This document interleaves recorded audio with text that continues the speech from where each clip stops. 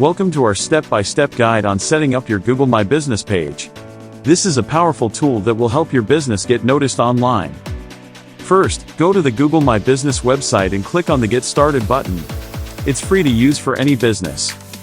Next, sign into your Google account or create one if you don't have one already. Then, search for your business name to see if it's already listed.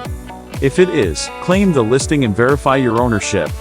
If not, click on the option to create a new business listing. Fill in your business name, address, phone number, website, and other relevant information. Be sure to provide accurate and up-to-date details.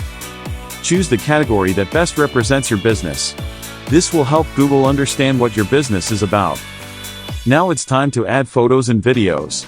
Visual content attracts more potential customers, so make sure to showcase your products or services. To improve your visibility, include a brief and enticing description of your business. Use relevant keywords to help potential customers find you. Lastly, select your service area or the location where you serve your customers. This will help Google display your business to the right audience. Congratulations! You've successfully set up your Google My Business page. Keep it regularly updated with fresh content and respond to customer reviews to build a strong online presence. Thanks for watching our video, and don't forget to subscribe to our channel for more helpful tips and tricks.